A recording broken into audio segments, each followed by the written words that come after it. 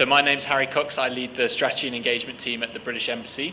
And increasing trade and investment between the UK and Zimbabwe is a key strategic objective of the UK government in Zimbabwe. And so given its centrality to the Zimbabwean economy, mining is clearly an important part of that equation. So today I'm going to speak briefly about some of the complexities of the global mining value chain, and then focus in on what a UK-Zimbabwe mining partnership looks like now and what we believe it can look like in the future. So firstly, as I'm sure we're all aware, mining value chains in 2024 are truly global in scope, and there are very few countries that can isolate themselves entirely from those value chains.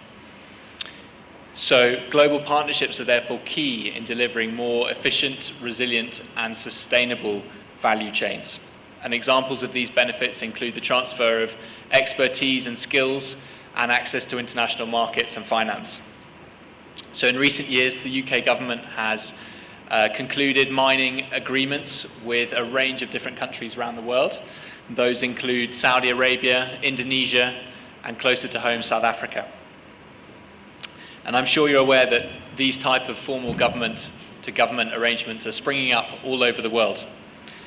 However, the potential for mining partnerships runs much more broadly than just government-to-government agreements. I'm not sure if we've got the slides ready, but if we do, there we go. If we can just skip through two slides, please. And the next one. Thank you.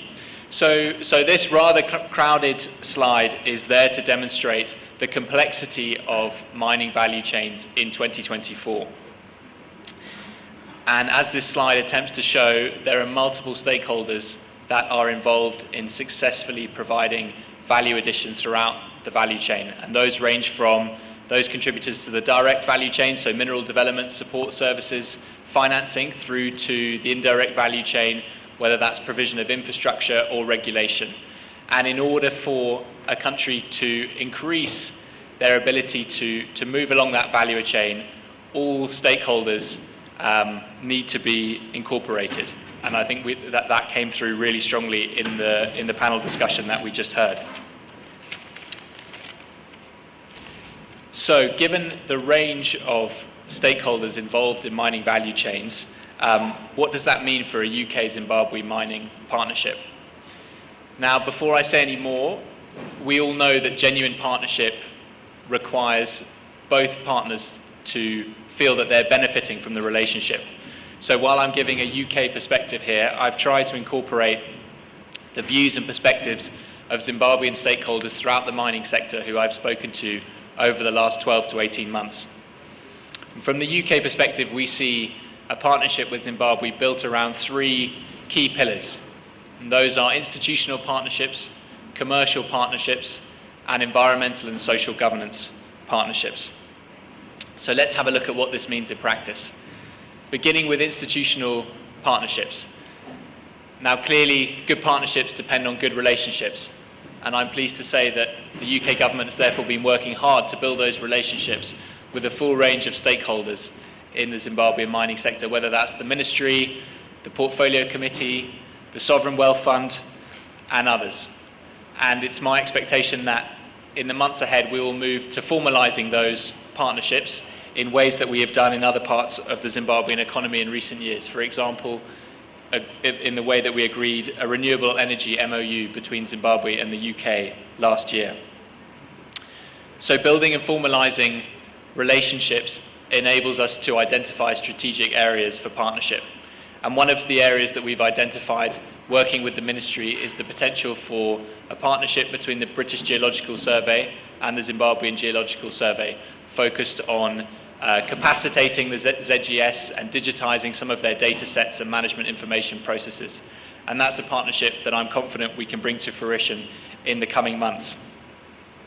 And we're also working at a regional level on strategic partnerships which will benefit Zimbabwe. Recently, I think 2 months ago, the UK signed an MOU with the Southern African Railway Association, which commits world-class UK companies to providing technical assistance to SARA to support it in enabling and implementing its regional master plan.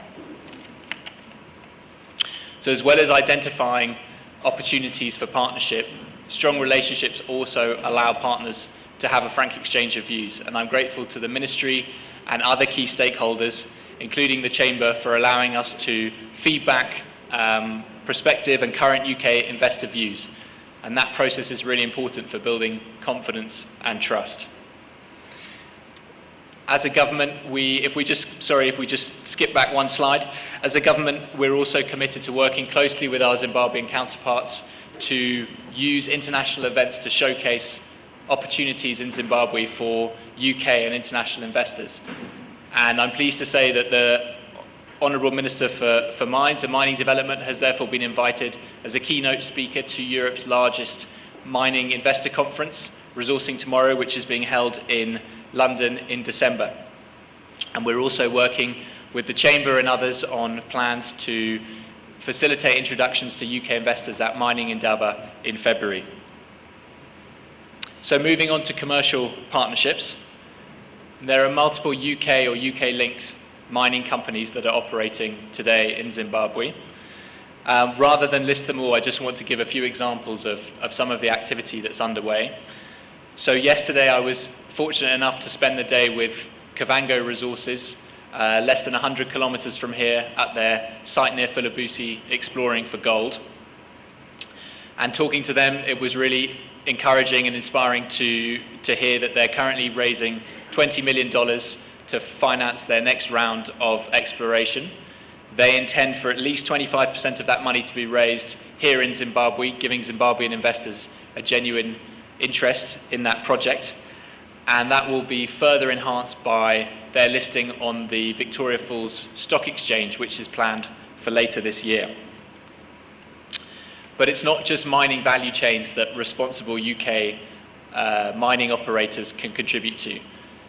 If we take an example from UK-listed Anglo-Americans, Unki Mine, where they've launched an initiative in horticultural value chains in the areas surrounding the mine. And this has resulted in the establishment of a horticultural pack house in Shirugwi, which supports 200 communal farmers who are actively growing Morge 2 and sugar snap peas for export to UK and EU markets. It's also strengthening the technical and business skills of 600 smallholder farmers in Shirugwe and Gweru to access stable markets, and in total has led to the creation of almost 1,500 jobs within neighbouring rural communities. This is what responsible mining partnerships can look like in Zimbabwe. So another key part of enhancing value chain addition, which has come up repeatedly today, is around embracing innovation. And this is a key part of the UK offer in the Zimbabwe mining sector. So I'm really pleased today that we heard from Africa Green Co, which has UK support, and there are other UK companies operating in Zimbabwe in this sector. For example, Solar Century Africa, which is working with mines in Zimbabwe today to help them build embedded solar plants at their operations.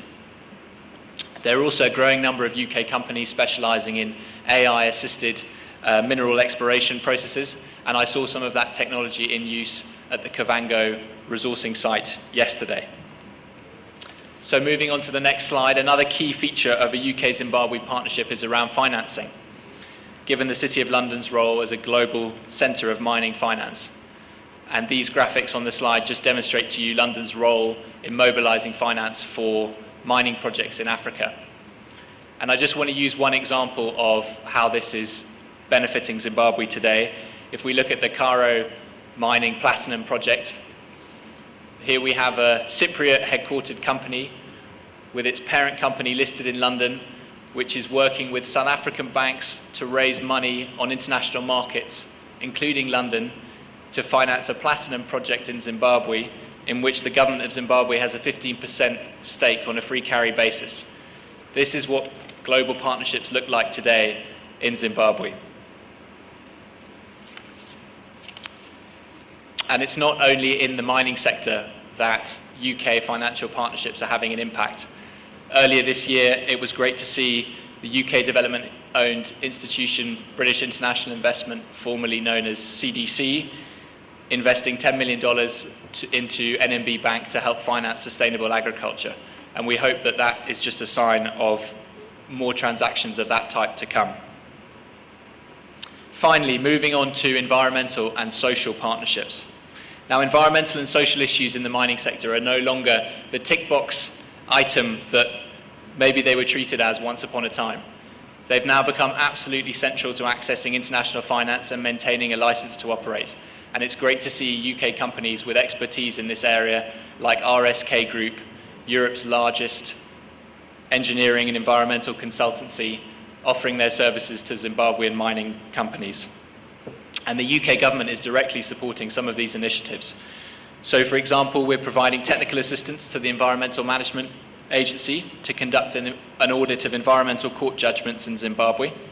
This audit will help provide data about issues and trends in the adjudication of environmental cases, and is intended to be used by the government of Zimbabwe in constituting the planned special courts for environmental offences, including those caused by mining activity.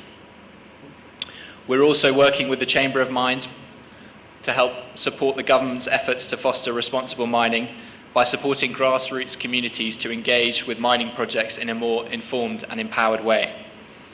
And we're also supporting the government's plans, as recently announced by ZIMRA, to introduce tax incentives for mining companies investing in good quality ESG practices. So finally, I'd just also like to draw your attention to the work that we've been doing as an embassy on gender-based violence. We know from data that the mining sector often results in increased risks of GBV, both for female employees at the mine and women in the surrounding communities. And in recent years, we've been funding programs to prevent GBV using economic and social empowerment tools, which have provided really strong results, and we'd be delighted to talk to any mining companies here today who are interested in accessing some of that best practice. So as I close, I just want to thank you again for inviting me to speak, and I look forward to a deepening of the UK-Zimbabwe mining partnership in the months ahead. Thank you.